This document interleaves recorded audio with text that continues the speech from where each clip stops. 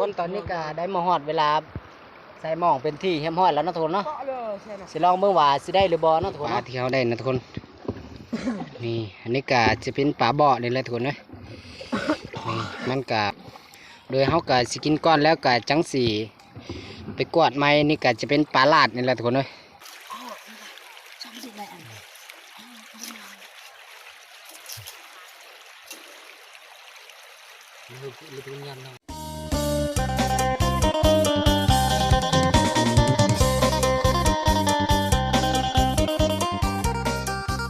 ทักทายสบายดีพ่อแม่พี่น้องเนาะมื้อนี้มาพบกับซองไอแซนดี้ชาแนลแล้วเนาะทุกเนาะซึ่งว่าในมื้อนี้เฮาก็สิได้ไปกินป่าอยู่เซเนาะทุกคนเนาะเฮาก็สิได้ลงเซเนาะอยู่ที่เซบางเฮียงนี่แหละทุกคนเอ้ยซึ่งว่าเฮาก็บ่ได้เฮ็ดคลิปมาเป็นเวลาโดนเติบแล้วเนาะทุกคนเนาะตอนนี้ก็เป็นคลิปแรกอีกเนาะทุกคนเนาะซึ่งว่าเฮาก็สิได้ไปลองเบิ่งนี่แหละทุกคนเอ้ยบ่ฮู้ว่าสิโชคม่านหรือบ่เนาะมื้อนี้เนาะทุกคนเฮาก็สิพาทุกคนไปเลาะเบิ่งกันเลยเนาะ ทั้งสิไปกินปลาอยู่เซและก็สิไปเลาะเบิ่งธรรมชาติอยู่ที่แคมป์เซและก็อยู่แกงนี่แหละทุกคนเอ้ยซึ่งว่าแกงจ้อหรือว่าแกงละวีนี่แหละทุกคนเอ้ยไปเบิ่งกันเลยเนาะทุกคนเนาะตอนนี้ก็เดินทางมาประมาณอยู่ที่ครึ่งทางแล้วเนาะทุกคนเนาะโดยบรรยากาศในมื้อนี้ก็จะมีแดดออกขนาดแล้วเนาะทุกคนเนาะซึ่งว่าเฮาก็จะมากับทีมงานประมาณ3คนนี่แหละทุกคนเนี่ย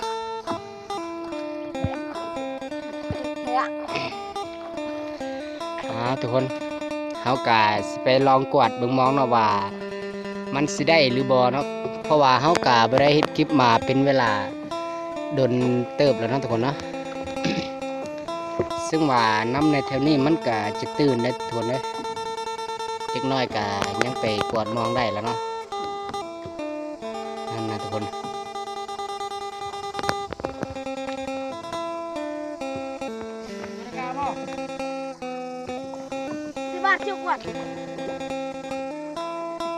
เก่งจอยnhư quạt chưa và ก่งจอยnhư quạt chưa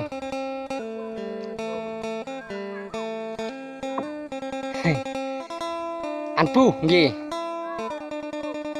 ทุกคนเฮากะสิลองไปขึ้นอยู่หอดแกงทั้งพุ่นเนาะมันจะเป็นอยู่ที่แกงจอหรือว่าแกงละเว้คนอื่นเนาะ โดยมันก็จะมี2แกงเลยทุกคนเลย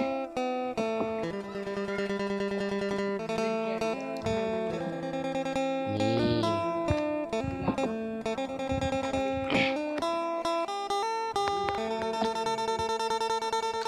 บรรยากาศนะทุกคนเนาะทางนั้นก็จะเป็นบ้านเฮาเนาะทุกคนเนาะซึ่งเฮาก็สิขึ้นมาหากินอยู่นี่เนาะตอนนี้ก็ไก่สิฮอดแกงแล้วเนาะทุกคนเนาะซึ่งว่าเฮาก็เดินทางมาเป็นเวลา1 ชั่วโมงแล้วเนาะทุกคนเนาะ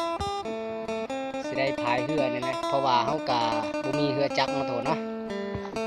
นี่เฮาก็สิถ่ายบรรยากาศให้ทุกคนได้เบิ่งเนาะ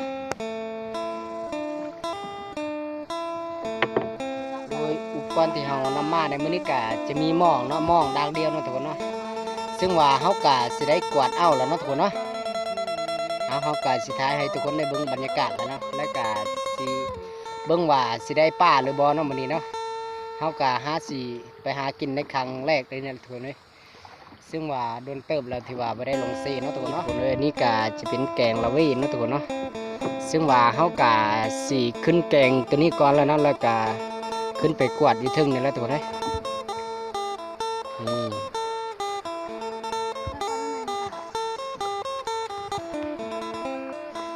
บรรยากาศก็คือสีงามแล้วเนาะตัวเนาะ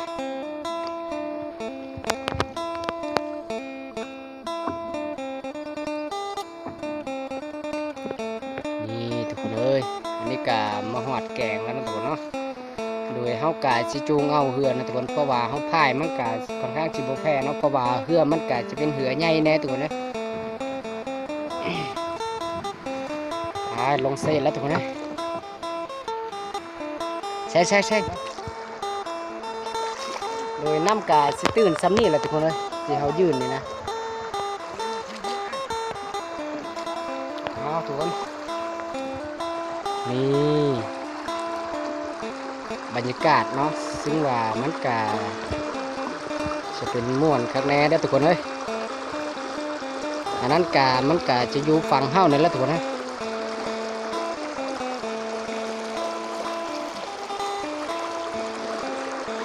มันเหมาะกับเวลาแดดแบบนี้นะทุกคนนะเพราะว่าเฮากะไม่ได้ลงเซ่มาเป็นเวลาเดินเติบเลยนะทุกคน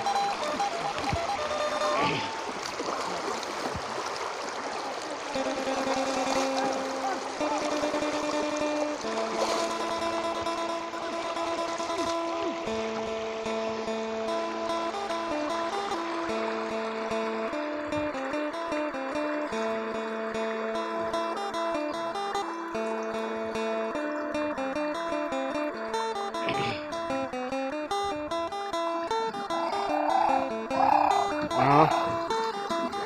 ก็คอยเลยนะทุกคนเนาะ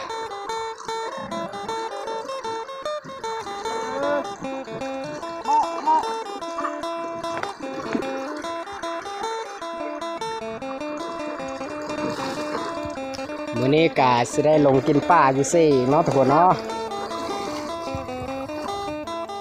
ตอนนี้กะได้มาหอดเกงจอพื้นที่เฮียมหอดแล้วเนาะทุกคนเนาะซึ่งว่าเฮากะสิได้กวดหมองอยู่บนนี้เลยทุกคนเลยเบิ่งเฮากะสิท้ายทุกคนบนนี้เลยที่เฮาอยู่กวดหมองเนาะทุกคนเนาะลองเบิ่งว่ามันสิถึกหรือบ่เนาะทุกคนเนาะแกงมันกะสิเป็นแกงจอนี่แล้วเขาเอิ้นว่าแกงจอนะทุกคนเลย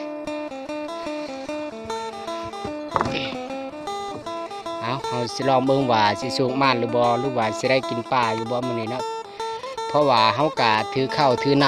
ำแต่บ้านเนาะทุกคนเนาะโดยเฮากะสิได้ไปลงกินปลาอยู่เซ่นี่แหละทุกคนเนาะ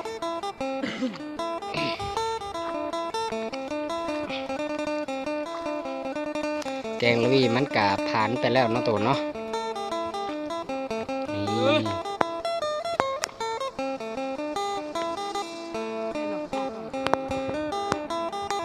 เอาทุกคนเฮากะสิปิดถ่ายสำนี้ก่อนเนาะทุกคนเนาะซึ่งว่าเฮากะสิได้กวาดเบิ่งมองก่อนเนาะทุกคนเนาะซึ่งว่า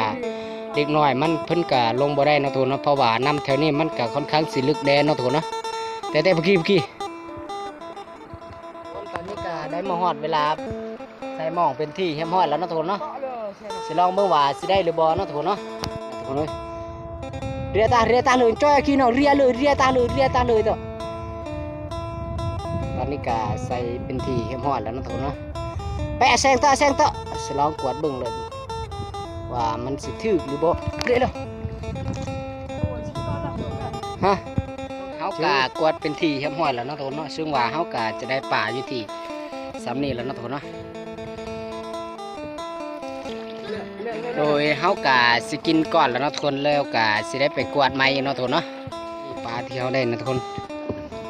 นี่อันนี้กะจะเป็นปลาบ่อนี่แหละทุกคนเนาะมันกะพอกินอยู่แล้วเนาะโดยเฮากะสิกินก่อนแล้วกะจังสีไปกวาดไม้นี่กะจะเป็นปลาลาดนี่แหละทุกคนเนาะนี่โดยเฮากะสิได้ไปกินอยู่บ่อนแกงนั่นแล้วเนาะทุกคนเนาะแกงละวีเนาะแล้วกะจังสีเฮ็ดมองไปที่เฮียมอยแล้วก็จังสิได้กวาดไม้แล้วเนาะทุกคนเนาะ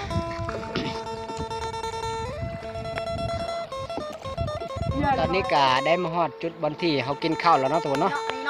ซึ่งว่ามันก็จะเป็นตาดนี่แหละทุกคนอยู่บนแกงละวีนี่แหละแต่เขาจะกินข้าวเนาะทุกคนเนาะซึ่งว่าตอนนี้เขาก็กำลังสิปลดป่าจากหมองก่อนเนาะทุกคนเนาะทุกคนเลยโดยเขาก็สิไปเก็บเอาใบนั่นจักในสื่อมันเนาะเฮากับบูฮูเนาะทุกคนเนาะที่เฮาจะคันป่าเนาะทุกคนเนาะป่าที่ว่าเฮาได้เนาะทุกคนเนาะอยากเกี่ยนี่เจ๊เห็นบ่ทุกคนเนาะโดยเฮากะกำลังสีเฮ็ดให้มันคักก่อนแล้วเนาะทุกคนแล้วจังสีได้ไปซอยหรือว่าซอยจ้ำแล้วเนาะทุกคนเนาะโดยเฮาเช็ดแบบง่ายๆเลยนะทุกคนเนาะกินแล้วเฮากะสิได้ไปกวาดต่อเลยนะทุกคนเนาะบอนนี้แหละจุดที่ว่าเฮาสิกินข้าวนะทุกคนเนาะ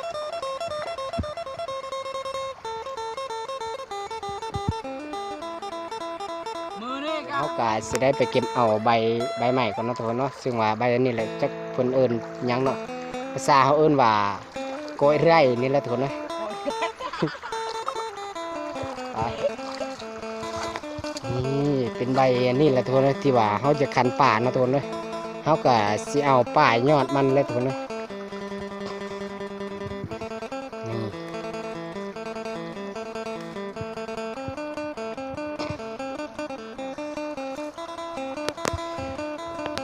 เพราะว่าบ่มีมักหนาวบ่มีหยังก็ได้เนาะมีแต่ว่าใบอันนี้ก็คักแล้วเนาะทุกคนเนาะที่ว่าเขาจะคันป่าเนาะซึ่งว่าเฮาก็เว้าภาษาลาวแบบว่าบ่ค่อยสิฮู้ปานใดเนาะทุกคนเนาะเพราะว่าเฮาก็เป็นคนบ้านนอกบ้านนานี่แหละทุกคนเอ้ยเป็นชนเผ่าบรูเนาะทุกคนเนาะแบบนี้แหละการใช้ชีวิตของแต่ละมื้อเนาะทุกคนเนาะไปหากอกหากินแถวแคมป์ซอกแคมป์เซนนั่นแหละทุกคนเอ้ยนี่เฮาก็เก็บมาเป็นที่เรียบร้อยแล้วเนาะทุกคนเนาะโดยเฮากะสิแก้มก็ได้หรือว่าสิขั้นก็ได้เนาะทุกคนเนาะแก้มก็แซ่บหมดเนาะทุกคนเนาะเอาทุกคนเฮากะสิลองไปเฮ็ดป่าเบิ่งไปซอยป่าเบิ่งเนาะทุกคนเนาะบรรยากาศเด้อทุกคนเอ้ย เลยได้ ก็ได้ ค่ะป่าเป็นที่เรียบร้อยแล้วเนาะทุกคนเนาะซึ่งว่าเฮากะเตรียมการเป็นที่ซอยนี่เนาะทุกคนเนาะมาเข้าใกล้ๆนี่เนาะทุกคนมาดูวิธีการซอยป่านี่เนาะทุกคนเนาะซึ่งว่าอยู่ที่ดินเฮากะสิเป็นล่างเป็นที่เรียบร้อยแล้วเนาะทุกคนเนาะ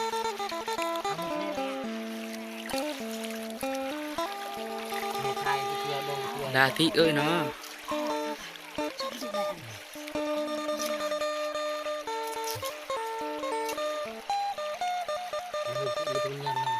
นี่มุดเจ็บมุด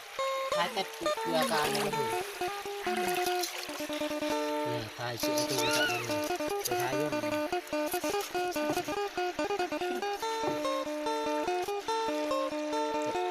จับ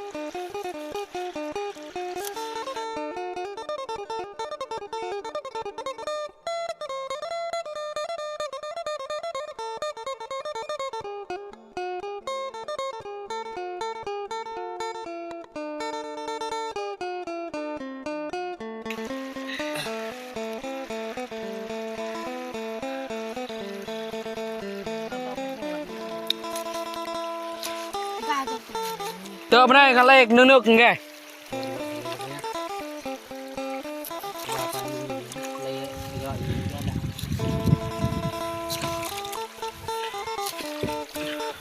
giờ nó trâu nó ung thật หนักจะทายอ่ะต้องเอาเบอร์น้องสั่งเลย ตอนนี้การเป็นที่ห้อยแล้วนี่ผมเนาะ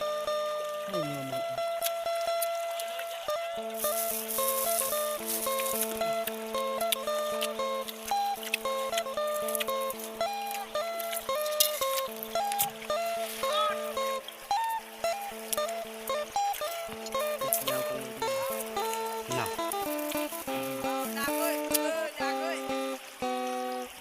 เดี๋ยวไม่เอามุกเลยจ้ะ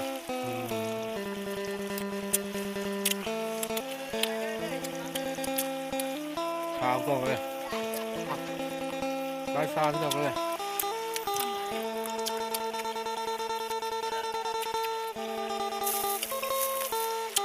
เอาทุกคนเฮาก็จะได้ปิดกินข้าวก่อนแล้วนะทุกคนเนาะวันตอนนี้เฮาก็ได้กินข้าวเป็นที่เรียบร้อยแล้วเนาะทุกคนเนาะเฮาก็กำลังสิไปกวาดมองต่อเนาะทุกคนเนาะซึ่งว่าเฮาสิกวาดวันนั้นอย่าเพิ่งให้เลยแต่บนกีน่ะเฮาก็สิกวาดต่อเนาะทุกคนเนาะซึ่งว่าเฮาก็สิกวาดเอาเมื่อบ้านแล้วตอนนี้เนาะทุกคนเนาะว่ามันสิได้หรือบ่ทุกคนเอ้ยตอนนี้กากำลังสิลองแกงแล้วเนาะทุกคนเนาะทุนกี้กำลังสีเกียมมองมากวาดตอนแหละทุกคนเอ้ยผมว่าสิสุกมากแล้วเนาะหรือบ่นะเพราะว่าเฮากะกินข้าวเป็นที่เรียบร้อยกันแล้วเนาะทุกคนเนาะ